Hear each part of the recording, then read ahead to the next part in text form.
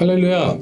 12월 4일 수요일 가정에서 드리는 새벽 예배에 오신 모든 성도님들을 주님의 이름으로 환영하고 축복합니다. 오늘도 이 한 예배와 기도 시간을 통해서 하나님의 음성을 들으시고 주님과 함께 동행하시는 복된 하루가 되시기를 주님의 이름으로 축복합니다. 다 같이 찬송가 375장, 구찬송가 421장 나는 갈 길 모르니 찬송가를 음원 반주 맞추어서 함께 찬양하겠습니다.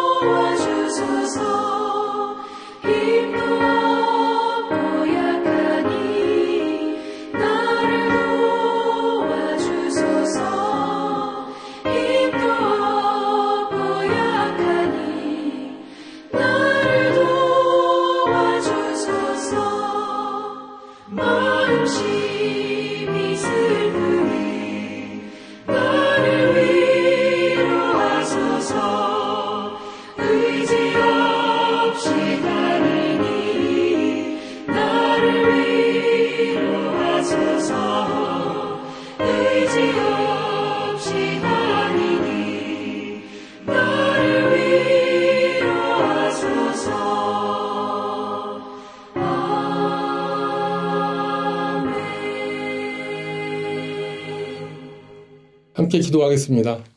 좋으신 아버지 하나님 감사합니다. 우리는 지난 한 해 동안 매일매일 갈 길을 모르고 배회하는 양들같이 헤매었지만 목자 되신 하나님의 은혜로 말미암아 우리를 인도하시고 쉴만한 물가로 우리를 목을 축여주시고 잔디에서 먹여주시면서 보호해주시고 지켜주신 아버지 하나님의 은혜에 감사드립니다.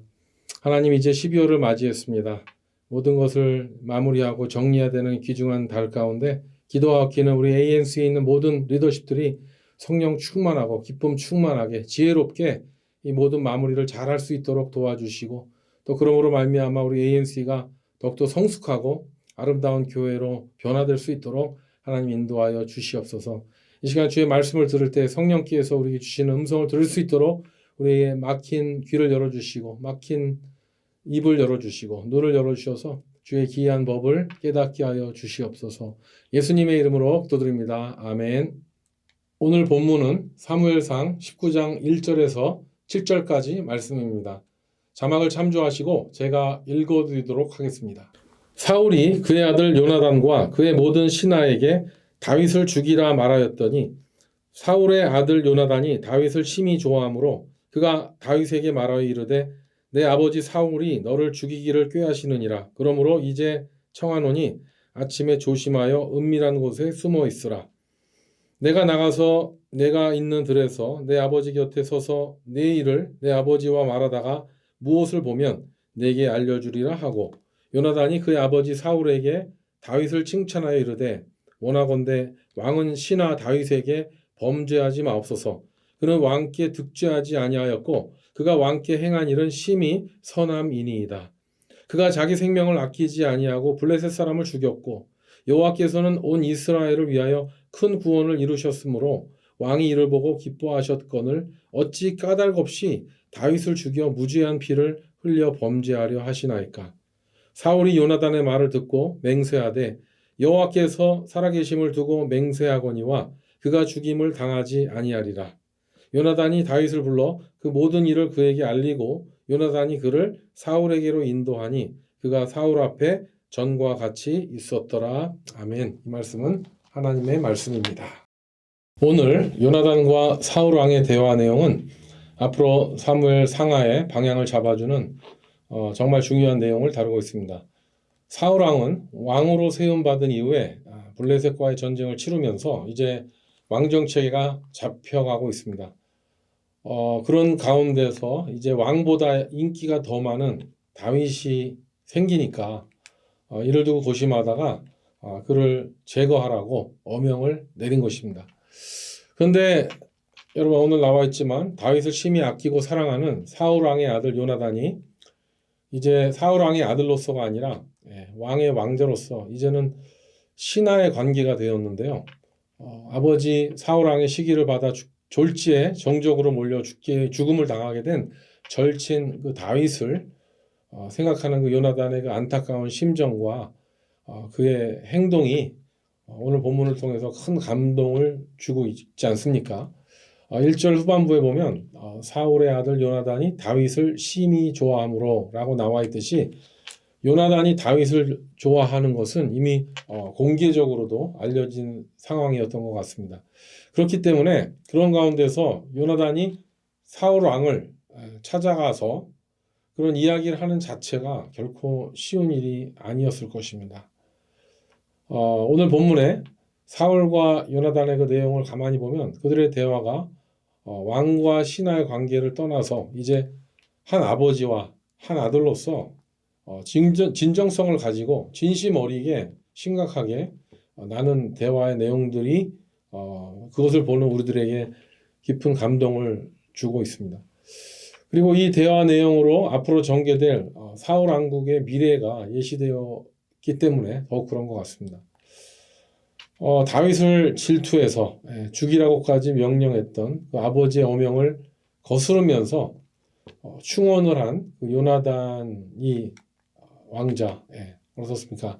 이 요나단이란 사람의 이름이 의리와 사랑과 충직의 대명사가 아니겠습니까? 그래서 이 시대에 수많은 남자들이 그 요나단이라는 이름을 쓰고 있는 것 같습니다.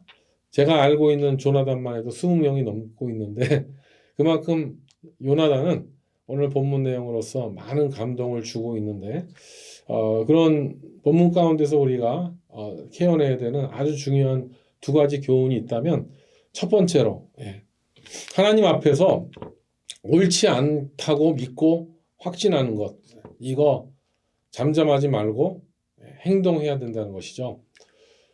우리 현대 크리스찬들 제일 약한 부분이 이 부분입니다. 영적 야성을 잃어버린 것, 이것이 바로 현대 크리스찬들의 가장 안타까운 부분이죠. 관념적인 신앙을 가지고 있습니다. 매우 종교적으로 신앙생활을 고상하게 우아하게 잘하고 있는데 이 영적인 야성을 잃어버렸죠. 용기를 잃어버렸죠. 해야 될 말을 하지 못하는 것이죠. 물론 지금 이 시대에도 지구촌 한쪽에는 지금 이슬람이나 불교 국가 또 공산국가에서 기독교에 대한 박해가 공공연하게 자행되고 있기 때문에 신앙을 지키기 위해서 목숨을 바치는 사람들이 있습니다. 하지만 그런 지역을 제외한 이 전 세계 자유세계에 있는 교회들은요, 이제 너무나 환경이 안전합니다. 그리고 종교의 탄압이 없습니다. 특히 그 미국과 같이 이런 부를 누리는 선진국에서 크리스찬들이 정말 정신을 차리지 않으면 안 된다는 것이죠. 그렇게 정신 차리지 않으면 야성도 잃어버리고 영성도 잃어버리고 타락하는 그런 것을 맞이한다는 것이죠. 우리의 조국인 대한민국도 일제시대를 겪어내면서 일본이 미국에 패망했기 때문에 우리는 독립을 얻었습니다. 하지만 6.25라는 전쟁 때문에 민족이 분단되고 또 그 때문에 교회가 박해를 받아 북쪽에는 이미 신앙의 자유가 없죠. 숨어서 신앙생활하고 있고 남쪽은 이제 너무나 자유분방하고 풍요로운 시대가 돼서 이제 신앙을 지키기가 오히려 핍박을 받던 때보다 더 어려운 시대가 됐다는 것 이제 자타가 공인하고 있지 않습니까? 그래서 박해와 어려움이 있을 때보다도 자유분방한 이 시대가 믿음을 지키기 어렵다는 것. 왜 그렇습니까? 이것은 하나님의 공의 앞에 잘못된 것을 잘못됐다고 말하지 않고 행동하지 않았을 때에는요, 그 교회, 그 사회는요, 결국 하나님의 심판을 받았다는 것, 역사가 증명하고 있지 않습니까? 우리도 최근에 이제 미국의 대선을 마쳤습니다. 하지만 우리는 그 대선에 선출된 후보를 위해서 기도를 하고 끝날 것이 아니고 이제부터 더 기도를 해야 된다는 것이죠. 미국을 위해서, 또 한반도를 위해서, 또 세계 평화를 위해서 본격적으로 우리는 기도해야 됩니다. 대통령이 그냥 선출됐다고 그냥 맡기고 방심하는 것이 아니라 이제 그들이 하나님 앞에 잘못된 것을 수정하고 제대로 대통령직을 수행할 수 있도록 우리는 마땅히 기도해야 될 것입니다. 여러분이 미국이 이 시대에 얼마나 중요합니까? 마지막 시대 마지막 주자로서 너무나 중요한 나라이기 때문에 하나님께서 우리 한민족을 여러분 저와 여러분들을 이 미국 땅에 보내시고 또 디아스포라 크리스찬으로서 왜 보내셨는지 이때를 위함이 아닌가. 미국을 위해서 중보하고 또 한국을 위해서 중보하고 또 선교와 세계 평화를 위하여 기도하라고 우리를 보내주신 줄로 믿습니다. 그래서 우리는 잠잠하지 말아야 돼요. 행동해야 됩니다. 해야 될 것은 하고 정말 중요한 것들, 옳은 것들을 분명히 영적인 야성으로 용기를 가지고 선포해야 된다는 것. 자녀들에게도 가르쳐줘야 될 줄로 믿습니다. 몇 주 전에 우리 교회 목사님들과 함께 본 회퍼, 디트리 본 회퍼 목사에 대한 영화를 보았습니다. 버뱅크 AMC에서 아직도 하고 있는지 모르겠는데 우리 본 회퍼 목사님은 독일 나치 시대 때 신앙의 양심이죠. 그는 히틀러가 유대인들을 학살하고 잘못되게 성경을 해석해서 2차 대전을 이끌어 나가고 이렇게 나치즘으로 세상을 어지럽게 한 것에 대해서 보네포 목사는 가만히 있지 않았습니다. 그는 비록 히틀러를 암살하는 그런 조직에 가담하게 되어서 마지막에 형장의 이슬로 사라졌지만 그의 신앙과 그런 믿음이 훗날 이렇게 많은 성도들에게 주는 메시지가 뭡니까? 하나님 앞에 옳다고 생각하는 건 잠잠하지 말고 행동하는 신앙을 가지라고 한 것입니다. 바로 오늘 본문 가운데 조나단이 그런 왕 앞에서 충원할 수 있는 것이 바로 그런 신앙의 양심이죠. 잠잠하지 않는 것이죠. 하나님께서는 이 시대에도 그렇게 잠잠하지 않는 성도들을 찾고 계신 줄로 믿습니다. 저와 여러분들이 그런 하나님의 시원한, 하나님의 마음을 시원하게 해드리는 성도가 되시기를 주님의 이름으로 축복합니다. 둘째로 하나님 앞에서 진심으로 충원하는 사람들의 말을 귀 기울여 듣고 돌이켜야 된다는 것입니다. 오늘 본문에 보면 사울이 일단 요나단의 그 충원을 받아들입니다. 그가 그것을 듣고 거부하거나 화를 내지 않았습니다. 그 아들이 진심 어린 마음으로 충원을 할 때 사울 왕은 그냥 왕이 아닌 한 아버지의 마음으로서 그 아들의 충원을 귀하게 본 것이죠. 그리고 또 나중에 그가 악신에 사로잡혀서 또 마음이 바뀌고 또 다윗에게 막 창을 던지고 죽이려고 하고 또 죽이라고 어명을 내리고 했지만 결코 다윗은 죽지 않습니다. 왜 그렇습니까? 오늘 왕이 그 입으로 선포했기 때문에 그렇습니다. 그리고 사울 왕이 선포한 어명이 어떻게 이제 이루어집니까? 나중에 다윗이 아무리 힘든 상황에 빠져서 사면초가로 이제 죽음을 당해야 될 것 같은 데서도 그는 목숨을 부지했습니다. 심지어 블레셋 땅에 도망갔을 때도 살아남았고요. 6절에 보면 사울이 요나단의 말을 듣고 맹세하되 여호와께서 살아계심을 두고 맹세하거니와 그가 죽임을 당하지 아니하리라. 그래서 이렇게 한 어명이 얼마나 중요한지 알게 됩니까? 일단 그 죽이라는 명령을 철회했기 때문에 7절에 보면 요나단이 다윗을 불러 그 모든 일을 그에게 알리고 요나단이 다윗을 사울에게로 인도하니 그가 사울 앞에 전과 같이 있었더라. 이렇게 바로 다시 그 보직으로 돌아왔다는 얘기죠. 뮤직 테라피, 음악 치료사 그 사역을 하러 다시 다윗이 궁궐로 돌아왔습니다. 여러분 이것이 바로 중보자의 역할인 것입니다. 요나단은 한 사람을 죽이려고 했었던 그 한 사람에게 가서 옳은 말을 했을 때 그 말을 들은 그 사울 왕이 정신을 차리게 됐고요. 그로써 요나단의 중재로 말미암아 무고한 사람의 피를 흘리지 않게 된 것입니다. 이 시대에도 중보자를 자청하는 사람들은 그런 영성이 필요하죠. 요나단이 다윗을 위해 중재함으로써 공개적으로 다윗이 아무런 역적모의 혐의가 없다는 것이 이제 입증이 되었기 때문에 어떻게 보면 이 일로 말미암아 나중에 다윗 왕국이 설립될 때 중요한 역할을 하게 된 것이죠. 그냥 다윗이 그냥 다윗을 잡아 죽이라는 그 사울의 어명을 듣자마자 그냥 도망갔었더라면요, 오히려 전 이스라엘의 국민적인 역적으로 낙인이 찍혔을 것입니다. 하지만 요나단이 아버지 사울 왕에게 충원을 해서 그가 혐의가 없다는 것을 밝히고 다시 궁으로 돌아왔기 때문에 훗날에 사울 왕이 전쟁터에서 서거했을 때도 범국민적인 지지를 얻었고 또 범신화적인 지지를 이끌어낼 수 있었던 아주 중요한 사건이라는 것이죠. 그래서 그렇게 묶이고 꼬인 것을 회피하지 말고 피하지 말고 그날 그때 그것을 맞닥뜨려서 풀어내는 것이 건강한 성도로서 배워야 할 지혜입니다. 우리가 교회 생활하면서 또 때로는 성도들과 사역자들과 어려움이 생겼다 하더라도요, 이걸 미루지 마세요. 미루지 말고 기도하면서 바로바로 직면하고 또한 해결하고 서로 해결하려고 애를 쓸 때 옳은 말을 할 때 그 말을 받아들이고 변명하지 말고 받아들이고 또 잘못한다는 거 잘못했다고 이야기하고 서로 이렇게 긍휼히 여길 때 우리는 그 문제를 해결하게 될 줄로 믿습니다. 마귀가 원하는 게 뭡니까? 마귀는 어떤 일이 생겼을 때 그 문제를 회피하게 합니다. 그리고 그 일을 더 꼬이게 합니다. 그리고 내가 잘못한 걸 인정 안 하게 합니다. 그리고 옳은 말을 듣지 않으려고 합니다. 그렇게 되는 걸 마귀가 제일 좋아하는 것이죠.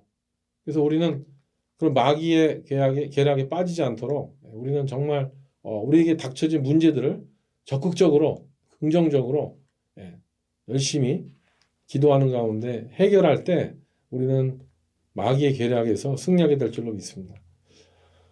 요즘에는 참 팬데믹 이후로 아버지 학교나 어머니 학교, 드레스디아스 등등 정말 그런 많은 수련회들이 줄어들었습니다.